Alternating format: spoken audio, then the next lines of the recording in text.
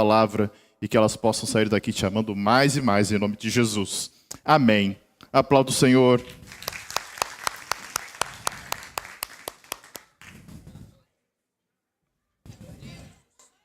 Glória a Jesus.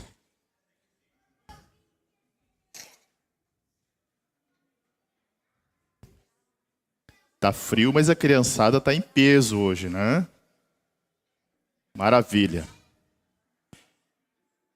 Irmãos, vamos dar continuidade à nossa série. Hoje tem uma mensagem muito importante para compartilhar com os irmãos.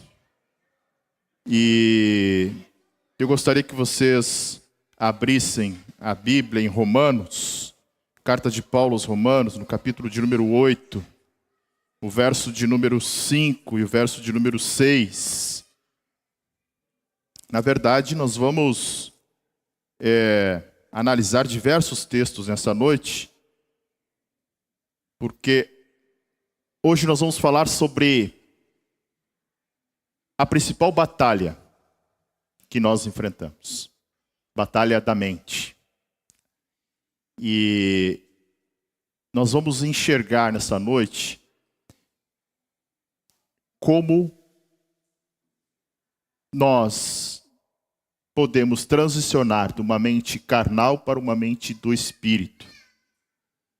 E esta é uma batalha invisível, mas é uma batalha que decide tudo. Olha o que diz Paulo em Romanos, capítulo 8, versos de números 5 e 6. Diz assim: porque os que são segundo a carne inclinam-se para as coisas da carne, mas os que são segundo o Espírito para as coisas do Espírito. Porque a inclinação da carne é morte, mas a inclinação do Espírito é vida e paz. Fica com a Bíblia aberta aí, porque hoje serão muitos os textos que nós vamos estudar para compreender essa mensagem. A gente está aí, essa é a 10ª mensagem desta série, Imersos em Seu Espírito, para que a gente entenda por que a igreja precisa fluir no Espírito. Que o Espírito Santo não é apenas o Espírito de Deus, mas ele é dado pelo próprio Deus para que a igreja flua, para que a igreja viva, para que a igreja se mova, para que a igreja manifeste aquilo da qual Deus a incumbiu. Então veja, a gente vive uma época em que a mente do ser humano ela é constantemente bombardeada por filosofias humanistas, ideologias anticristãs e até mesmo estímulos sensoriais que moldam muitas vezes a forma como você pensa, a forma como você sente, a forma como você age. Então, estamos vivendo uma verdadeira batalha da mente, onde diversas ideologias humanas, pensamentos humanos, a própria sabedoria humana, ela é muitas vezes direcionada para que o homem comece a pensar e pense de acordo com aquela ideologia, com aquela filosofia. Contudo, irmãos, a Bíblia, ela revela que existe uma luta muito profunda e ela é maior do que qualquer guerra cultural. Maior que a batalha contra a ideologia woke, contra essa cultura diabólica, né? Que menospreza a vida, que descaracteriza muito daquilo que Deus estabeleceu desde o Éden, desde o início da criação. E nós vamos ver que sempre, todos os pensamentos humanos, eles são pensamentos que se contrapõem à verdade, à palavra de Deus.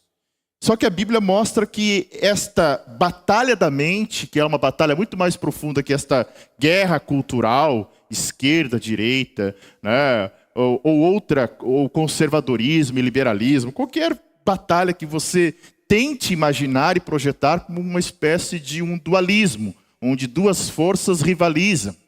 Tanto é que isso influencia de tal forma que em determinado momento, até alguns cristãos pensam que há uma batalha entre o bem e o mal, entre Deus e o diabo, em que os dois rivalizam forças. Equivocado, porque o diabo ele é um ser criado. Então ele não é onipresente, ele não é onipotente, ele não é onisciente, ele não é eterno, ele não é infinito, ele não lê a tua mente, ele não está em todos os lugares. O diabo não é assim. Mas há uma batalha. E é nesta batalha, irmãos, da mente, que se decide o que nos governa. Como nós somos governados, se nós somos governados pela carne ou se nós somos governados pelo Espírito.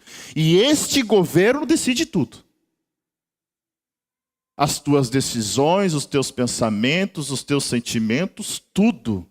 E as consequências das tuas decisões, dos teus pensamentos e dos teus sentimentos, todos eles são oriundos desta batalha. Então, se você vive com uma mente carnal, se você vive pensando apenas de forma carnal, os resultados que você obterá desse pensamento, dessas decisões, serão resultados carnais.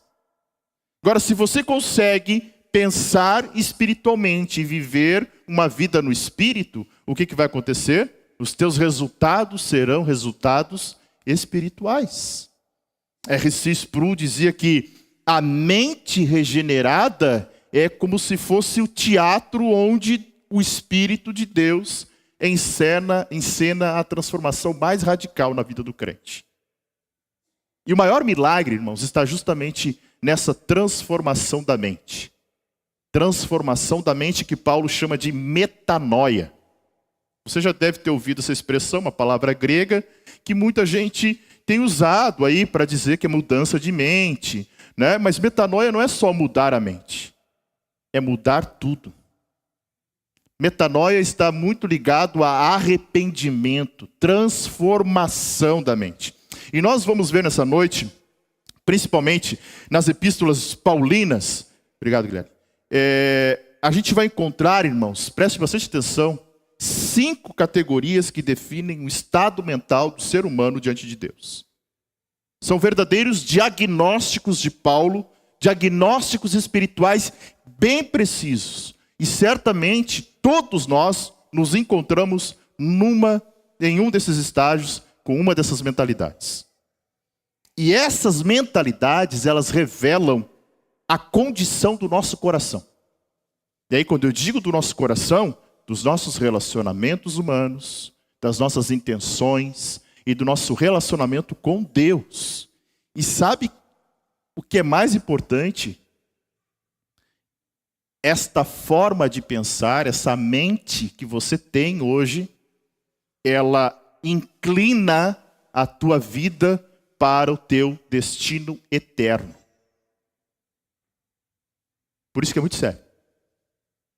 Por isso que o texto de hoje você precisa ter uma compreensão muito clara. Eu vou tentar ser muito claro aqui, muito simples nas palavras, para que a gente compreenda o que o texto está querendo dizer, onde nós estamos e o que nós devemos fazer para mudar de situação.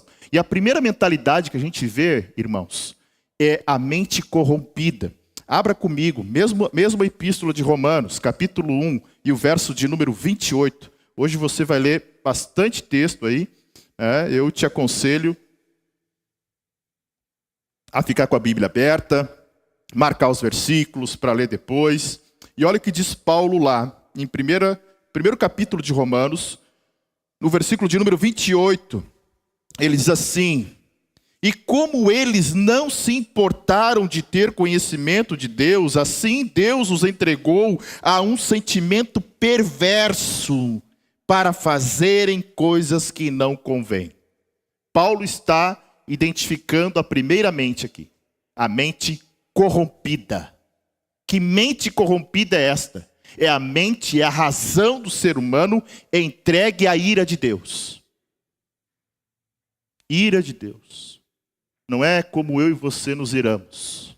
Ira de Deus é um resultado da santidade de Deus diante do pecado do homem.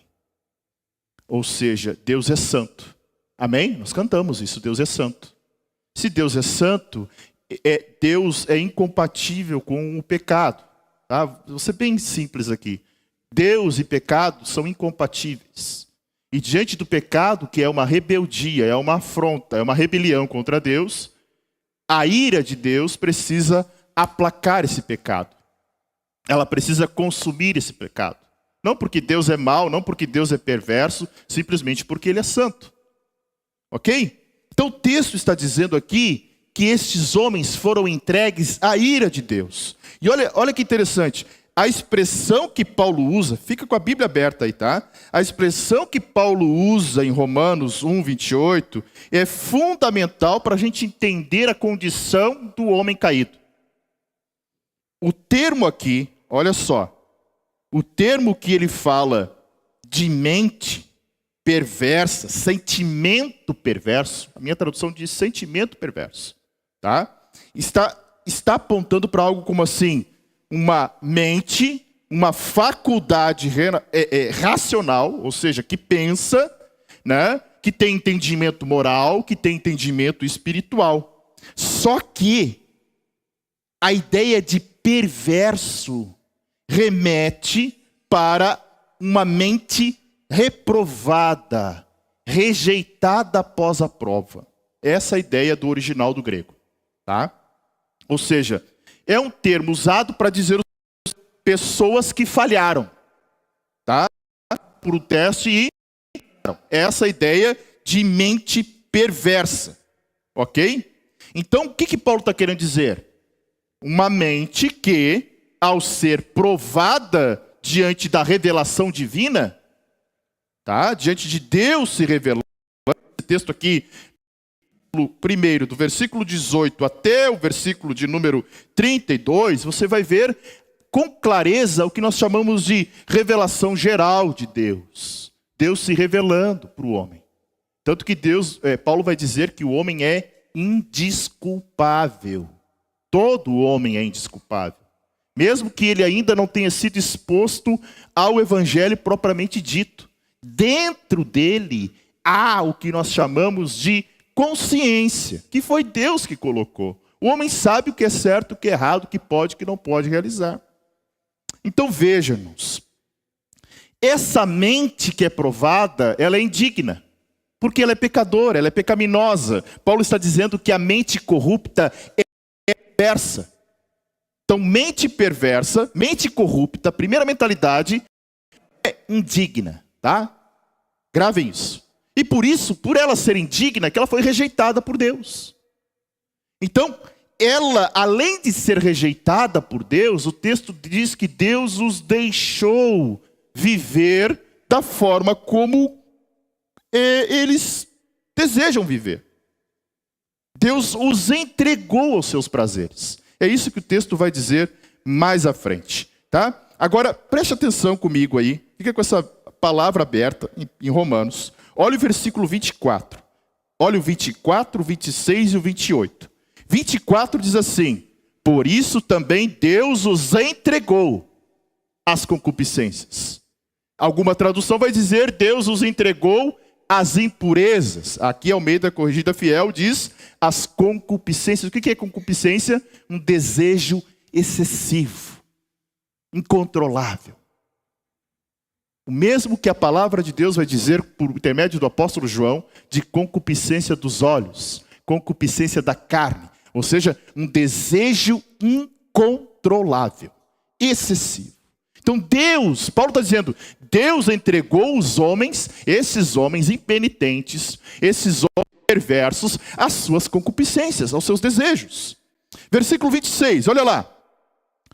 Por isso Deus os abandonou. Alguma tradução vai dizer também entregou. Deus os entregou. O quê? As paixões infames. Ou seja, aquilo que arde. De mais pecador possível, de mais pecaminoso possível. Deus entregou os homens a essas paixões. E o versículo 28, que nós lemos, diz que Deus os entregou a um sentimento perverso. Ou seja, essa entrega aparece aqui 3 vezes, somente nesse capítulo. Com a ideia de que, olha só, é uma forma de juízo de Deus.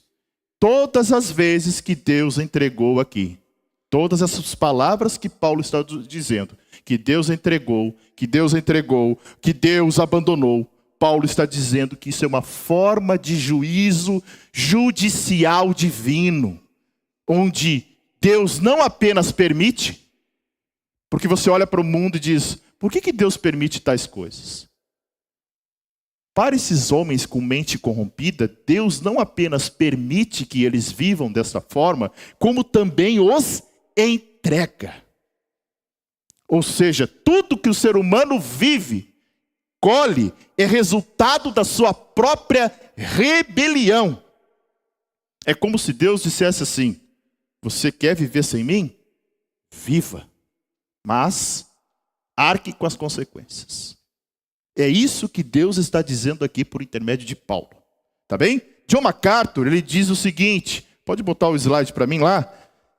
Ele diz o seguinte, olha só, quando os homens rejeitam a Deus de forma contínua, Deus permite que eles sejam dominados por sua própria depravação. John MacArthur apenas traduziu o que Paulo está dizendo aqui. Então, esses homens rejeitam a Deus de forma contínua. O que Deus faz? Permite que eles sejam dominados pelas suas próprias concupiscências. E esse domínio pelas concupiscências, irmãos, gera uma degeneração racional progressiva. Preste atenção. Degeneração racional progressiva. Sabe o que Paulo está dizendo? Que é um tipo de um espiral descendente.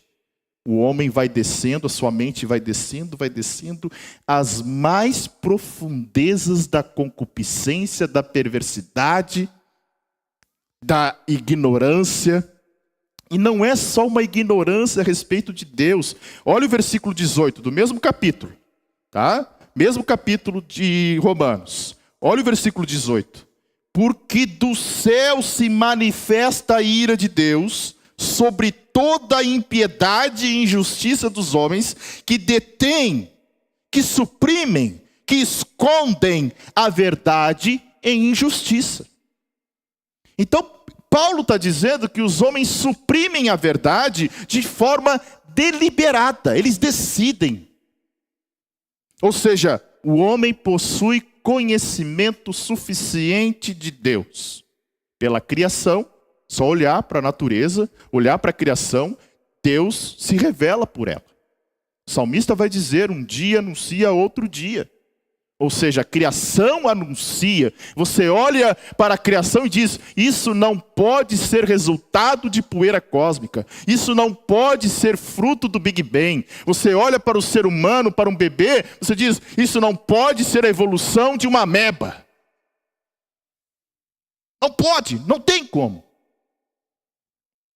Deus se revelou por intermédio da criação. Revelação natural, revelação geral. Mas esses homens que conhecem a Deus, rejeitam esse conhecimento para o quê? Adorar a si mesmo. Adorar a criatura. Olha o versículo 19. Porquanto o que de Deus se pode conhecer, nele se manifestou, porque Deus lhe manifestou.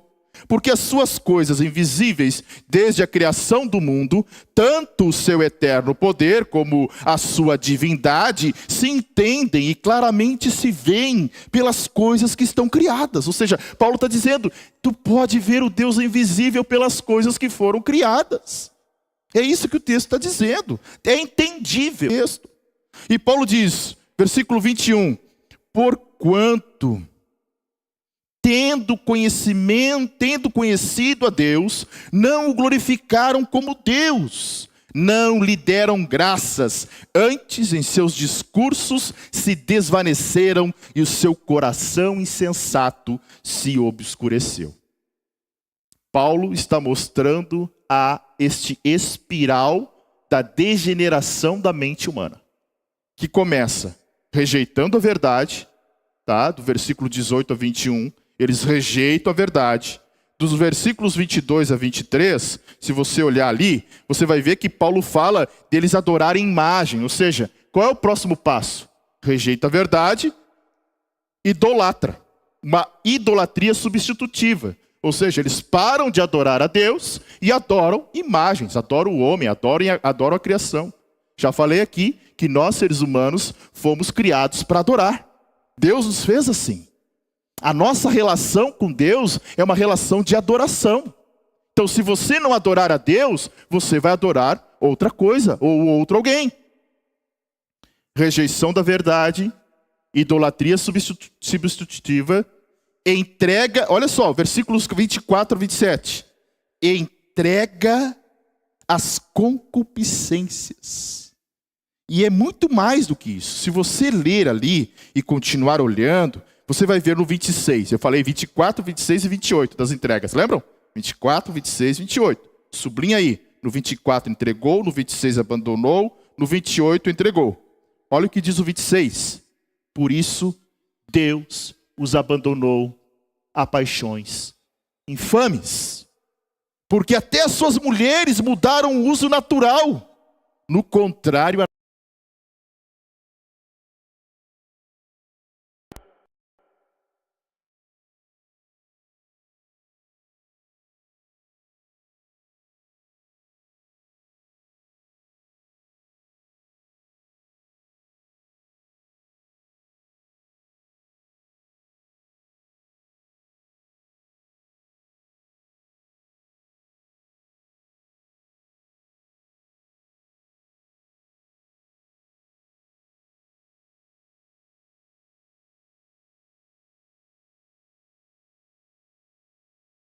um sentimento perverso.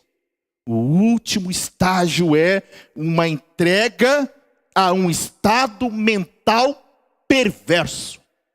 A mente do homem caído é uma mente corrompida. Mente corrompida é incapaz de discernir moralmente, pois perdeu o padrão absoluto. Isaías vai dizer isso. Olha o que Isaías diz. Isaías capítulo 5, verso de número 20. Se você quiser anotar aí, eu já vou ler aqui. Olha só. Ai dos que ao mal chamam bem, e ao bem mal. Que fazem das trevas luz, e da luz trevas. E fazem do amargo doce, e do doce amargo. Ou seja, esses homens perderam o padrão moral.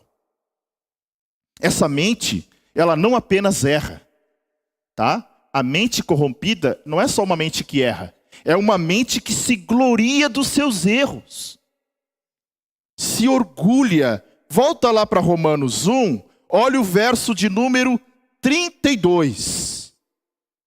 Olha só, os quais, conhecendo o juízo de Deus, que são dignos de morte os que tais coisas praticam, não somente os fazem, mas também se agradam dos que a fazem. Ou seja, não é uma mente que se contenta em errar, mas ela se gloria com o erro. Tá? É uma mente profundamente depravada. E aí, olha, irmãos, o homem sem Deus, ele tem uma mente autônoma. Essa mente corrompida, tá?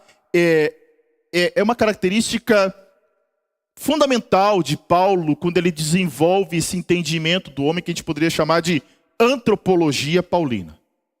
Tá? Aí eu quero citar alguns versículos para vocês entenderem essa mente corrompida. Abra comigo Efésios capítulo 4 e o versos de número 17 e 18. Efésios capítulo 4, versos de número 17 e 18. Olha só. E digo isto, e testifico no Senhor, para que não andeis mais como andam também os outros gentios, na vaidade da sua mente. Na vaidade da sua mente. Paulo está dizendo, eles possuem a mente corrompida, possui insensibilidade e vaidade intelectual. Entenebrecidos no entendimento, separados da vida de Deus, pela ignorância que há neles, pela dureza do seu coração. Sabe o que Paulo está dizendo aqui? Inutilidade, futilidade. Ele está dizendo que a mente corrompida pensa em ciclos de vaidade. Ou seja, é aquele homem que gira em torno de si mesmo. O pensamento de alguém que gira sobre si mesmo sem alcançar o conhecimento de Deus. Tá? Então ele tem uma mente insensível, e aí Paulo vai dizer que ele também tem incapacidade espiritual. Olha o que Paulo vai dizer em Coríntios, 1 Coríntios, no capítulo 2, o verso de número 14. Olha lá, 1 Coríntios, capítulo 2, e o verso de número 14, diz assim: ora, o homem natural, esse homem da mente corrompida, o homem natural não compreende as coisas do Espírito de Deus. A mente corrompida não compreende as coisas do Espírito de Deus, porque lhe parecem loucura, e não pode entendê-las, porque elas se discernem espiritualmente. Sabe o que Paulo está dizendo? Que o homem com a mente natural, ele fala isso em Efésios 2, tá? Está morto espiritualmente, dominado pelos desejos da carne, dominado pelos desejos do mundo. Ou seja, e aí vem a pior notícia da mente corrompida. A pior notícia. 2 Coríntios, capítulo 4, verso 4. A pior notícia de uma mente corrompida. Eu vou esperar você abrir, porque você precisa gravar esse texto. A pior notícia da mente corrompida porque ela é pior, porque a mente corrompida é escrava de Satanás. Olha o que Paulo diz: nos quais o Deus deste século cegou os entendimentos dos incrédulos, para que lhes não resplandeça a luz do evangelho da glória de Cristo, que é a imagem de Deus. Olha que mensagem impactante essa aqui, irmãos. A mente corrompida, ela é escrava do diabo. Por isso que tem tantas pessoas que vivem uma vida de miséria espiritual. Miséria espiritual. E eu não estou falando em questões financeiras, eu estou falando de espírito. Existem pessoas miseráveis espiritualmente. Existem pessoas que possuem dinheiro e muito dinheiro, mas a vida espiritual delas está uma desgraça, porque elas são escravas do diabo. Agora tem um ponto muito interessante, é que tudo isso desfigura o próprio culto a Deus. O culto que este homem faz, porque há no coração do homem, ele é desfigurado. Olha lá em Romanos capítulo 1. Hoje você vai ficar bom de Bíblia, né? Folhear bastante a Bíblia. Romanos capítulo 1, verso 23. E mudaram a glória de Deus incorruptível em semelhança da imagem de homem corruptível, e de aves, e de quadrúpedes, e de répteis. Ou seja, estes homens de mente corrompida adoram o que vier pela frente. Sendo que, na verdade, quando Deus criou o homem, Deus o fez, como nós chamamos, né, imago Dei, ou seja, a imagem de Deus está no homem. Esta mente humana, ela deve refletir a glória de Deus. Mas aqui Paulo está dizendo que estes homens de mente corrompida, eles projetam nas suas vidas uma vida idólatra. Deuses segundo a sua imagem. Então veja, irmãos, a idolatria, e preste bastante atenção aqui, nós podemos estar dentro de uma igreja e ser idólatras.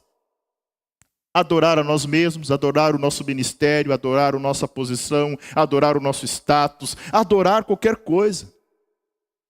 A idolatria é o colapso da mente como instrumento de adoração verdadeira.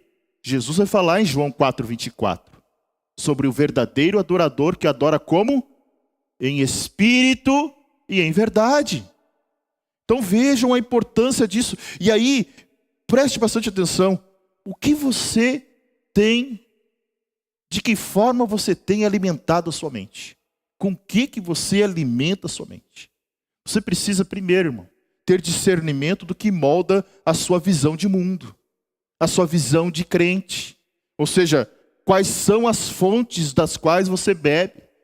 Ou qual é a fonte que você considera verdade. A mídia secular, as ideologias dominantes, né? Nós estamos falando hoje de manhã no estudo sobre feminismo, machismo. Ambos são ideologias humanas. Tanto o feminismo quanto o machismo são ideologias humanas. Há um padrão bíblico para o homem e para a mulher. Está lá em Gênesis. Há um padrão bíblico. Mas o que nós estamos ouvindo? O que a sociedade diz, o que a cultura diz, ou o que a palavra de Deus diz? O que a palavra de Deus diz. Então, e aí um alerta, um sinal de alerta muito importante para todos nós aqui. Nós temos que ter um cuidado com um endurecimento progressivo. Escute bem, olha o que eu estou falando aqui, irmãos. Rejeitar repetidamente a verdade pode levar você a ter uma mente insensível e deformada. A gente tem discutido nas quartas-feiras ultimamente, aqui na última quarta, o que é apostasia. O que é apostasia? Abandono da fé, rejeitar a Deus. Mas eu já disse aqui, muitas vezes aqui em cima desse púlpito, que o endurecimento de coração é o primeiro passo para a apostasia. Você rejeita a verdade. Endurece o coração de tal forma que se torna insensível e deformado. E essa rejeição consciente pode nos levar a uma cegueira irreversível. Olha o que Paulo diz em 2 Tessalonicenses, capítulo 2, verso 10. Não acolheram o amor da verdade para serem salvos. Por isso, Deus lhes envia a operação do erro para darem crédito à mentira. Tem gente dando crédito à mentira. Tem gente abraçando a mentira. Tem gente vivendo uma vida de mentira. Então isso mostra, irmãos, que nós precisamos olhar para a nossa vida e enxergar o seguinte: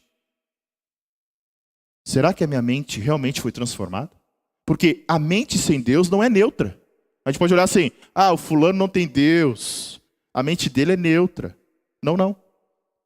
Toda mente que não é uma mente do Espírito, ela é uma mente ou corrompida ou tomada de carnalidade, mas mesmo assim, seja qual for, ela é uma mente rebelde e em guerra contra o Criador.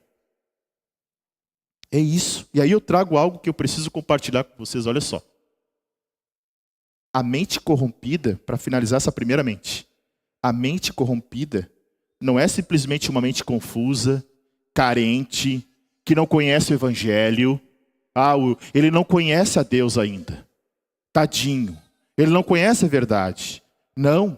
Essa mente corrompida, ela é uma mente que trabalha ativamente na rebelião militante, na sua idolatria e na sua morte espiritual. E o único remédio para essa mente, irmãos, é o Evangelho. O único remédio para essa mente corrompida, para ela ser confrontada, quebrantada, regenerada, é a mensagem do Evangelho. Nada mais. Paulo vai dizer em Romanos 12:2: não vos conformeis com este mundo. Ou seja, não tomem a forma do mundo. Os irmãos e as irmãs que gostam de fazer bolo aí, né? O que vocês fazem? Onde é que vocês jogam a massa? Numa forma. E a massa toma a forma da forma. Paulo está dizendo: não tomem a forma. Não se amoldem. Não tomem a forma deste mundo. É essa a mensagem. Agora, volta lá para Romanos e abre no capítulo de número 8. Agora eu quero mostrar para você a evolução desta mente corrompida, que é a mente carnal. Romanos 8, versos de número 7 a 8. Olha só, Romanos 8, 7 a 8. Porquanto a inclinação da carne é inimizade contra Deus, pois não é sujeita à lei de Deus, nem em verdade o pode ser. Portanto, os que estão na carne não podem agradar a Deus. Paulo fala agora de uma mentalidade carnal. E esse texto aqui é muito importante para que você entenda. Paulo está falando mais do que pensamentos passageiros. Uma pessoa que vem para Cristo, que ela começa a ouvir o Evangelho, ela tem uma mente corrompida. A partir do momento que ela se arrepende, que ela entende a mensagem do Evangelho, ela começa a moldar a sua vida de acordo com a palavra. Ela começa a mudar o seu vocabulário, ela começa a mudar as amizades, ela começa a mudar os locais que ela visita, ela começa a mudar aquilo que ela ouve, aquilo que ela enxerga, né? Ela começa a mudar tudo, ela muda. Só que esta mudança não é instantânea. Ela é um processo de santificação diário, de todos os dias. E Paulo vai dizer em Gálatas capítulo 5 que há uma luta travada entre a mente espiritual, entre o espírito e a carne. Um não querendo fazer o desejo do outro. Há uma batalha espiritual. Carne versus espírito. E aquele dia que você ignora a leitura da Bíblia, que ignora a oração, que você não está vigiando, que você realmente está, distraído com as coisas do mundo, você pode ser tomado por um pensamento carnal. Mas Paulo está falando aqui, irmãos, que é muito mais, que a mente carnal é muito mais do que pensamentos passageiros. Paulo está dizendo que a mente carnal é orientada, é uma orientação duradoura, uma disposição interior. Ou seja, desejos, valores e princípios que movem uma pessoa. É uma mentalidade dominante, ou seja, mentalidade da carne. Uma mente moldada por desejos egoístas, uma mente moldada pelo orgulho, uma mente moldada pela autonomia, uma mente moldada pela vontade própria. E por isso que eu digo para os irmãos que o primeiro passo da apostasia é uma dureza de coração. Você rejeita, rejeita, rejeita, rejeita. Chega um ponto que aqui é a palavra de Deus sendo pregada. Talvez você possa até não gostar muito da minha cara, da forma como eu falo, como eu estendo o horário, mas é a palavra de Deus. Se você rejeitar a palavra de Deus, você rejeitar uma, rejeitar duas, rejeitar três, daqui a pouco você está com o coração duro e a palavra já não é recebida mais. Então Paulo está dizendo que e o termo que Paulo usa aqui, não é apenas, volta lá, olha só, versículo de número 7, Porquanto a inclinação da carne é inimizade contra Deus, pois não é sujeita à lei de Deus, nem em verdade pode ser. 8. Portanto, os que estão na carne não é o corpo físico aqui, Não é apenas o corpo físico, mas representa a natureza humana corrompida pelo pecado, Quando Paulo está falando de mente carnal, ele está dizendo de uma mente, a mente do ser humano, que foi corrompida. Pensa, e o nosso cérebro ele é plástico, É plástico no sentido de que ele vai tomando forma. Tem o que nós chamamos de plasticidade. Já viu uma garrafa PET sendo derretida? Ela deforma, ela encolhe e ela não volta mais à sua forma. A mente humana afetada pelo pecado, somente a graça de Deus pode fazer com que ela se expanda novamente, para que ela mude a forma dela, para que ela tenha uma metanoia. Amém, irmãos? Por quê? A natureza humana, ela está corrompida pelo pecado, controlada por impulsos desordenados, alheia ao Espírito Santo. Olha o que Paulo diz ali. Vamos voltar um pouquinho. Romanos 8, 6. Olha lá o 6. Porque a inclinação da carne é morte. Inclinação de que carne é essa? Da natureza carnal. Da mentalidade carnal. Depravada. Paulo está dizendo, porque essa mente inclinada é morte, mas a inclinação do Espírito é vida e paz. Olha o que Paulo diz, é vida e paz. Aquele que anda no Espírito tem vida e tem paz. Então a mente carnal não é meramente uma mente indiferente. Presta atenção aqui, irmãos. Ela é hostil. É uma mente contrária. É uma mente inimiga. É uma mente antagônica. Abra um texto que eu quero que você medite muito nele essa semana. Colossenses, capítulo 1, verso de número 21. Olha o que está escrito lá.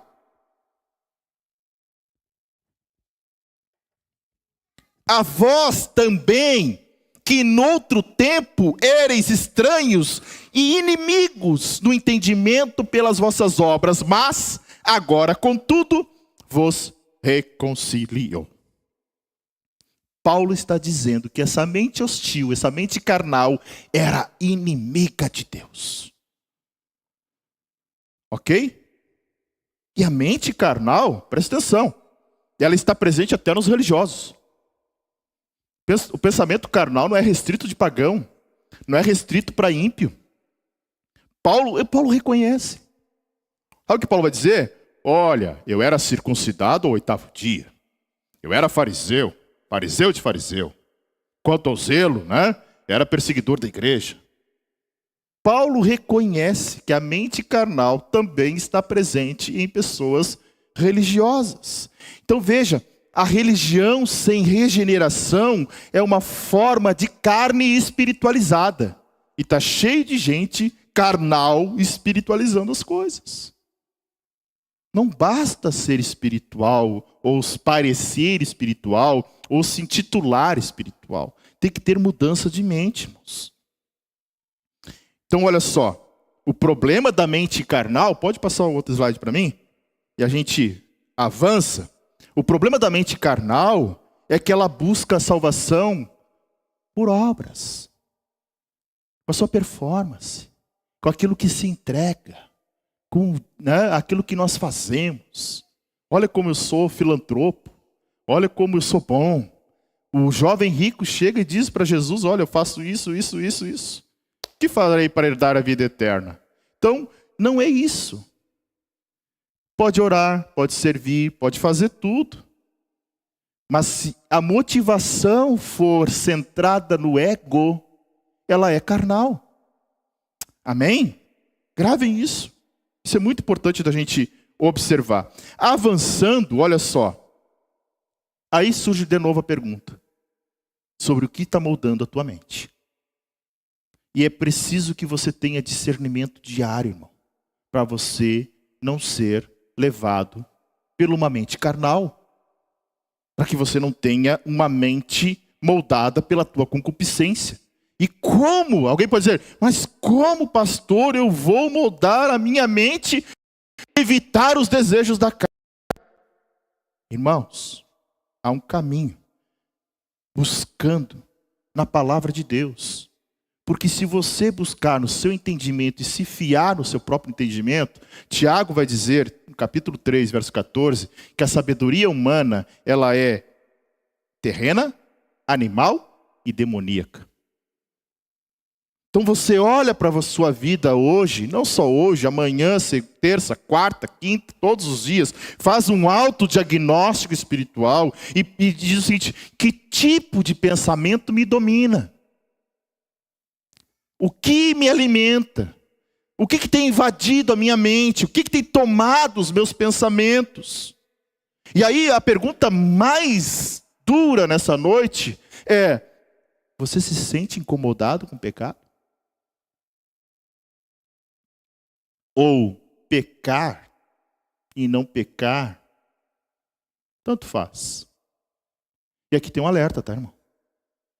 Se você não se incomoda com o teu pecado, se o teu pecado não te deixa angustiado, se o teu pecado não te deixa contrito, se o teu pecado já não tanto faz quanto tu fez, tem um alerta. Tua mente pode estar dominada pela carne. Porque um cristão, ele até pode pecar. Nós não estamos isentos de pecar. João vai dizer em 1 João capítulo 2, verso 1, irmãos, não pequeis. Foi minha pilha, né? Não, eu acho que eu fiquei sem som aqui. Oi. Irmãos, não pequeis. Mas, se pecarem... Opa, voltou, né? Oi, voltou. Se pecarem, vocês têm um advogado, que é Jesus, o justo.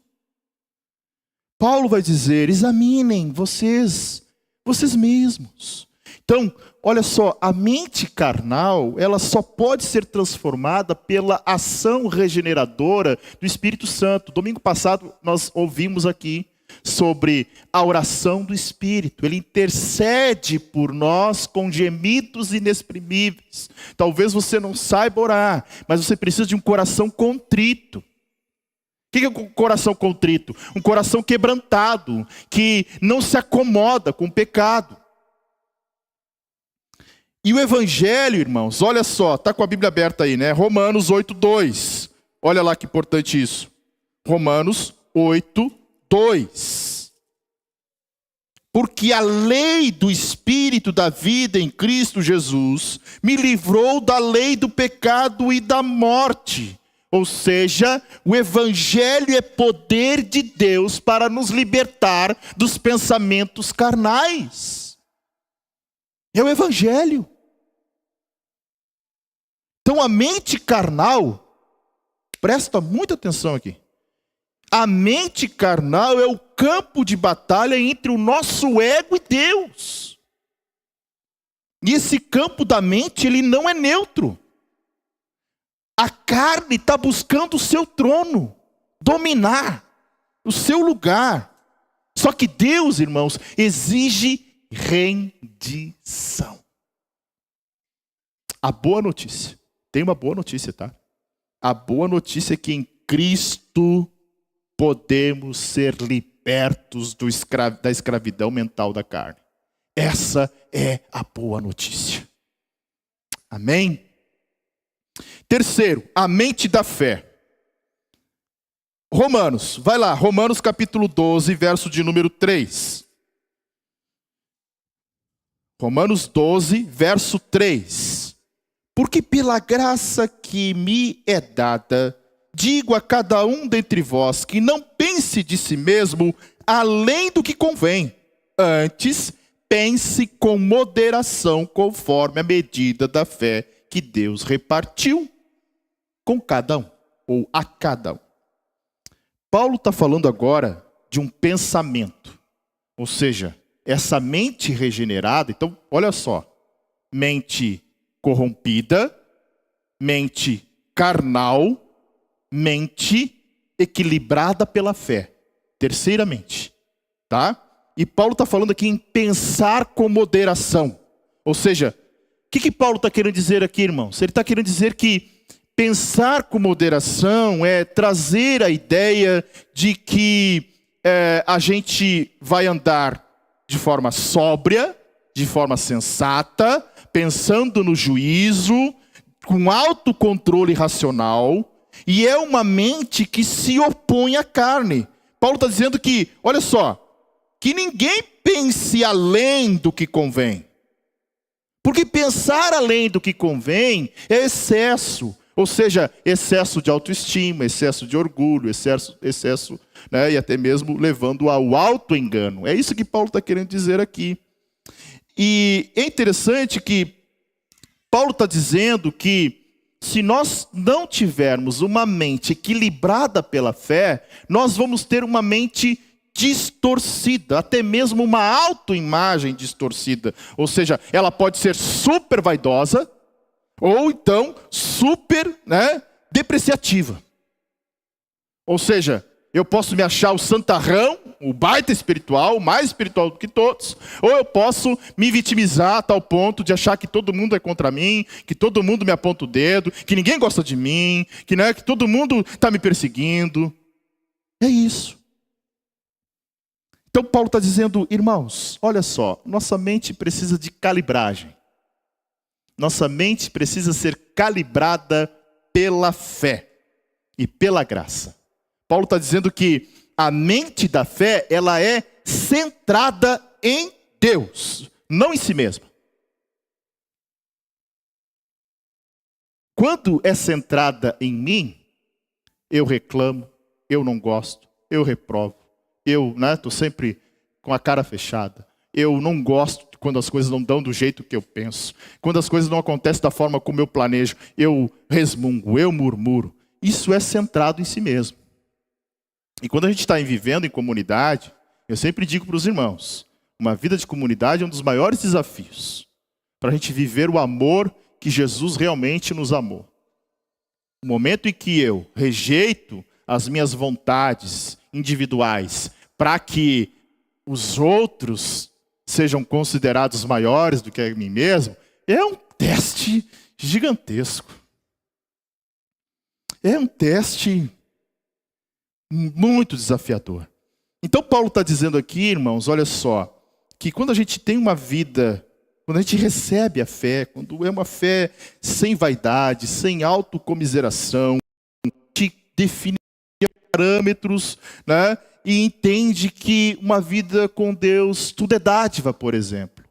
Não sei se vocês acompanham, recentemente, acho que foi essa semana, um dos maiores teólogos vivos do Brasil, Luiz Saião, ele teve um AVC. Luiz Saião, para que os irmãos entendam, ele é o responsável pela nova versão internacional de 2011 da tradução da Bíblia, a NVI. Não esse último projeto de 2023, mas de 2011, foi o Luiz Saião que liderou. Ou seja, ele é um expert em hebraico e grego. E assim, uma sumidade em humildade. O irmão é muito humilde. E ele teve um AVC, e ele conta, antes até mesmo de ter esse AVC, ele contava o seguinte, olha, eu aprendi a glorificar a Deus com todos os sofrimentos diários que eu vivo. Eu disse, cara, esse homem transcendeu. A gente compreender a palavra de Deus, que todas as coisas cooperam para o bem, não é o bem que eu acho, porque o bem que eu quero é meu, né? O bem que eu quero me beneficia. O que eu acho que eu quero, ou melhor, né? o Romanos 8:28, né? Que todas as coisas cooperam para o bem. O meu bem é o que eu planejo, é o que eu espero dar certo. Mas não é isso que o texto está dizendo. O texto está dizendo que todas as coisas cooperam para o bem daqueles que amam a Deus e vivem segundo o seu propósito, mas o bem que Deus sabe que é o bem para a minha vida e para a tua vida. E Luiz Saião estava dizendo, olha, eu aprendi a glorificar a Deus no sofrimento diário da dor. Já teve essa capacidade de glorificar a Deus em meio à dor? Em meio ao sofrimento, em meio à incerteza, em meio às dúvidas do amanhã, em meio a todas as dificuldades que a vida nos impõe, e impõe. Talvez para uns nem tanto, mas em algum momento, é aquilo que eu digo, o dia mau vai chegar, em algum momento chegará. Agora, quando nós vemos que tudo é dádiva, irmãos, que estar em igreja é uma dádiva. Eu muitas vezes chego aqui cansado, exausto, mas isso aqui me anima. Estar com os irmãos me dá força. Estar com os irmãos me alegra. É dom de Deus, é uma dádiva. Deus nos permitiu desfrutar de uma vida com Ele, vivendo no corpo de Cristo. É uma dádiva. Quando nós não entendemos isso, o que nós pensamos? A cadeirinha melhor tinha que ser para mim, não para fulano. A gente começa a discutir essas coisas, entendeu? Quando a gente não entende que é dádiva, a gente reclama de tudo. Agora veja, que coisa importante. A mente da fé, ela rompe a lógica do mundo. E o que nós precisamos entender que esse valor... Pode botar para mim ali um outro slide? E o tempo voa, né? Eu estou tendo uma dificuldade de administrar o que eu quero falar com o tempo que eu tenho. Mas vamos lá. O valor do cristão vem do amor imerecido de Deus. Então não do desempenho, não da comparação, não de eu ser... melhor, eu sou mais santo, sou melhor do que o irmão. Irmãos, escutem, não é da boca para fora. Diante de Deus aqui não tem ninguém melhor, não tem ninguém privilegiado, não tem ninguém mais querido, não tem ninguém mais amado. Não é porque, você é o maior dizimista da igreja, quem sabe um dia eu... Não. Tem isso. Então, vou acelerar aqui, tá? A mente da fé. E como é que eu cultivo a mente da fé? A Bíblia vai dizer que a fé vem pelo ouvir. E o ouvir da palavra de Deus. Nós começamos uma série em nossos GCs chamada Teologia do Culto. Maravilhosa, irmãos. Todos deveriam participar para entender o que é o culto, a importância do culto, quais são os elementos que estão dentro do culto. Então vejam que é pela palavra que a minha mente precisa ser continuamente renovada pela verdade. E qual é a verdade? Essa aqui. Essa é a verdade. Amém? Quartamente, volta lá para Romanos capítulo 8, versos 5 e 6. A mente do Espírito. Aqui está o núcleo da verdadeira vida cristã. Mente corrompida, mente carnal, mente da fé, né? E agora a mente do Espírito. Olha o que Paulo diz.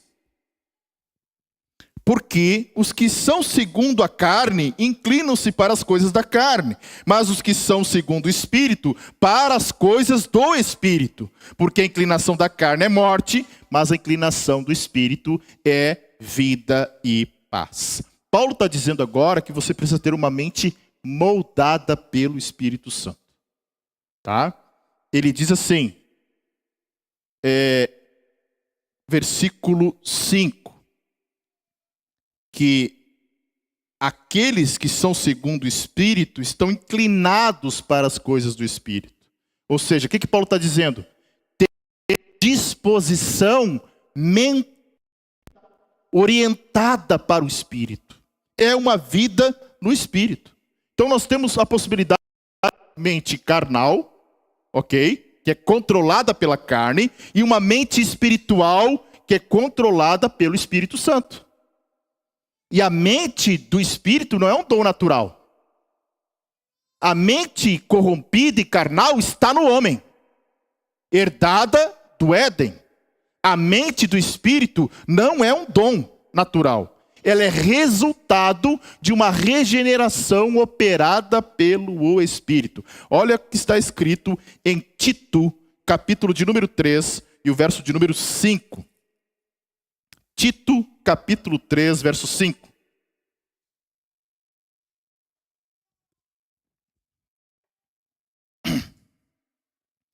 Não pelas obras de justiça que houvéssemos feito, mas segundo a sua misericórdia, nos salvou pela lavagem da regeneração e da renovação do Espírito Santo.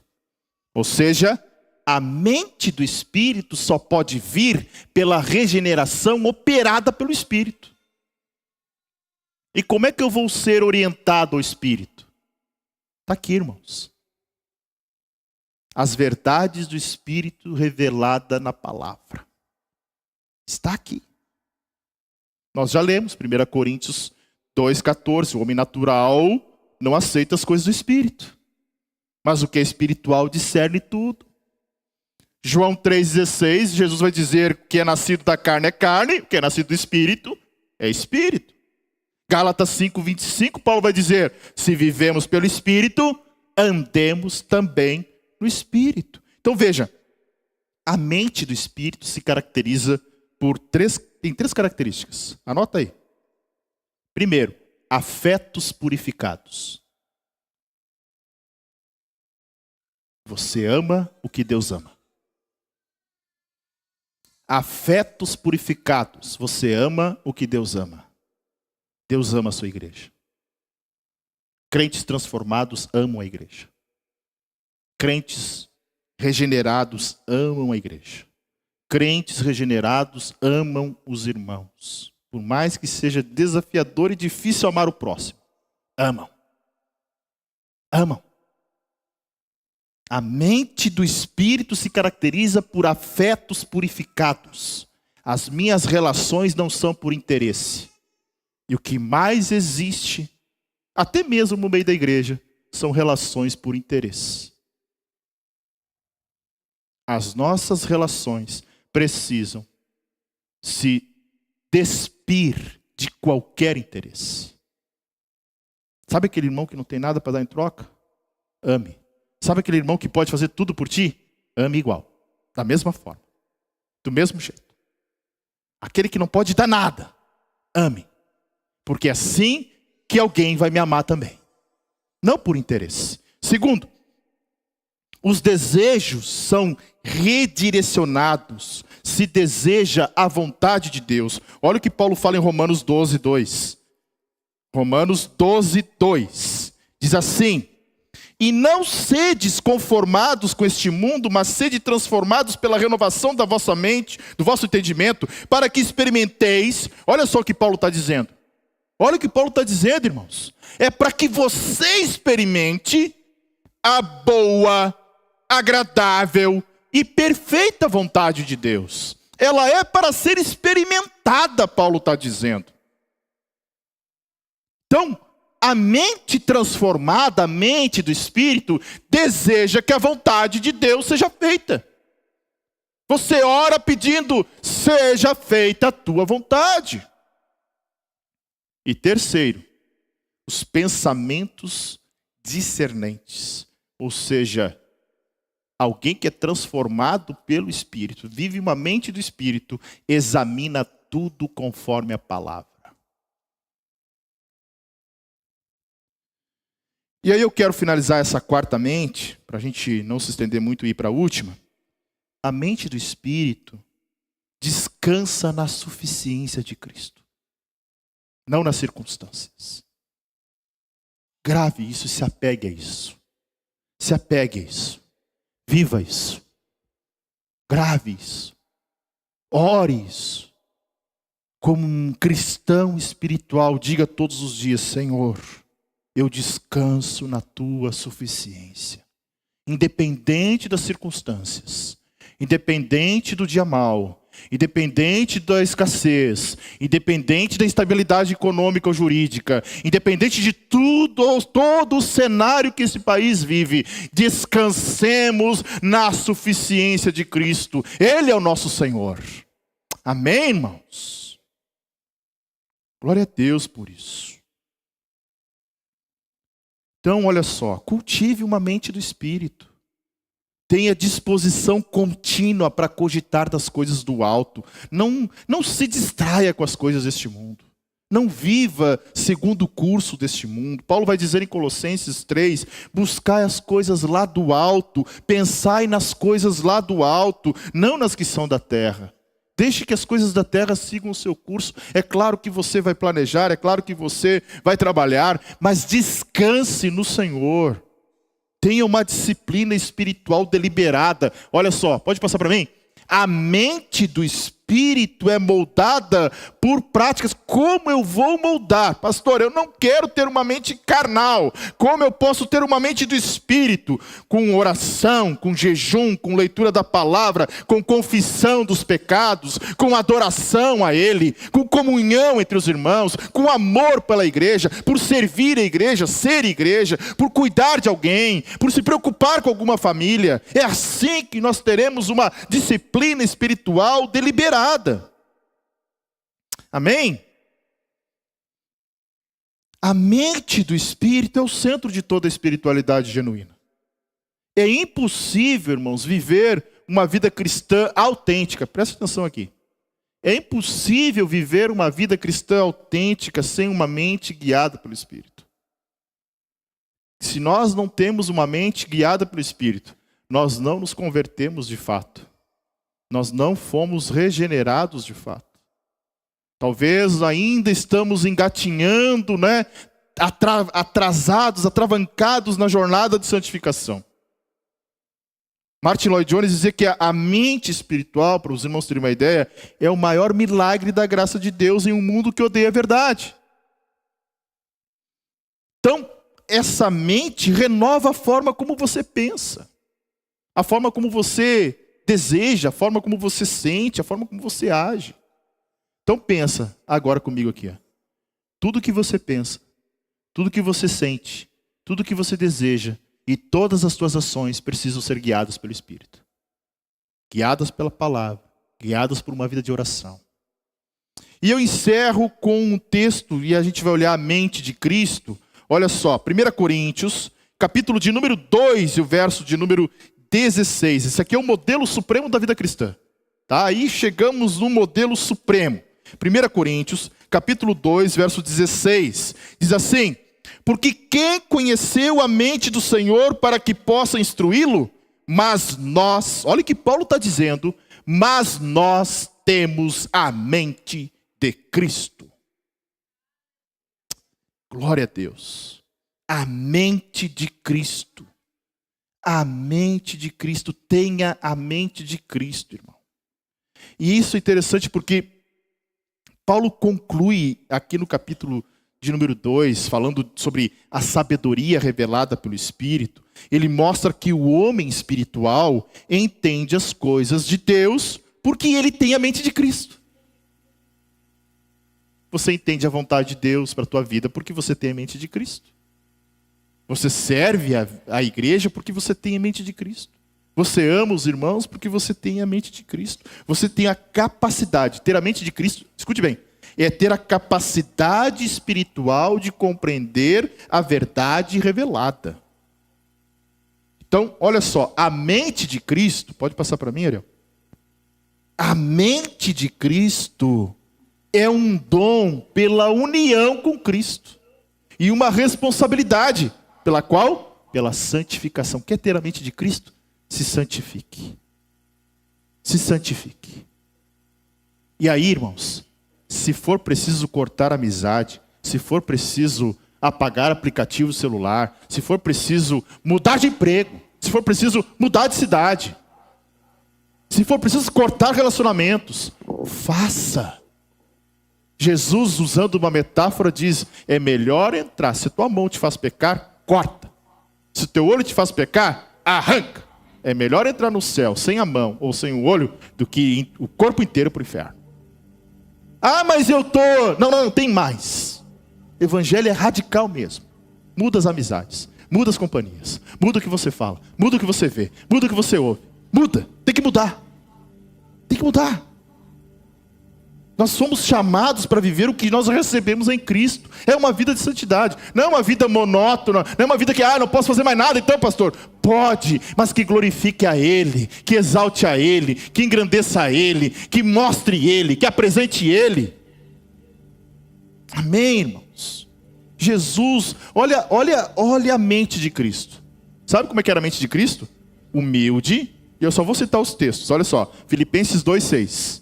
Sendo em forma de Deus, esvaziou-se a si mesmo, tomando forma de servo, humilhou-se a si mesmo. Jesus humilhou-se a si mesmo.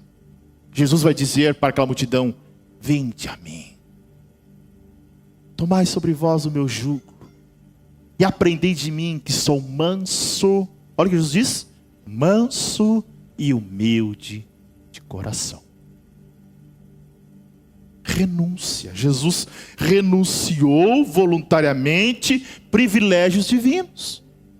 Eu não sei se você já fez o exercício, eu tento, né? Minha mente é totalmente limitada, mas eu tento imaginar um Deus eterno, infinito, se limitar a entrar, né, no ventre de uma mulher, ser gerado, para nascer. Se humilhou. Foi uma entrega, uma autorrenúncia voluntária, uma humildade ativa, não como fraqueza. Olha só, o chamado para você se humilhar aqui não é fraqueza, é uma submissão amorosa. Que nós possamos nos submeter uns aos outros em amor. Submissão amorosa. Segundo ponto dessa mente, e eu estou me caminhando para o final. Segundo ponto é a obediência à vontade do Pai. Jesus viveu com uma mente centrada na obediência. Irmãos, se vocês não obedecerem a palavra, me desculpe, viverão uma vida de mente carnal ou corrompida. Quer viver, quer experimentar aquilo que Deus nos reserva, aquilo que Deus nos revelou, obedeça à vontade de Deus. Obedeça a palavra. A mente de Cristo é uma mente de obediência por amor, não por imposição. Não é dizer assim, agora quem não fizer isso aqui não vai fazer. Não. A gente não controla a vida de ninguém.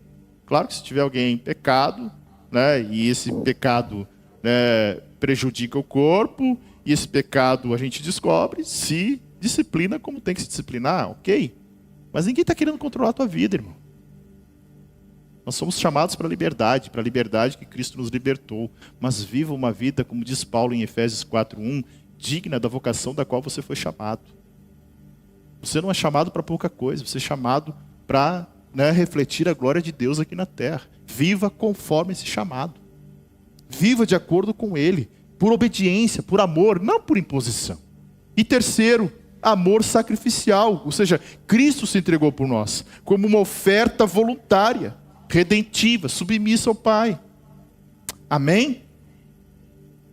E eu concluo que a mente de Cristo é o padrão e o destino de todo cristão. Olha só, a vida cristã, pode passar aí?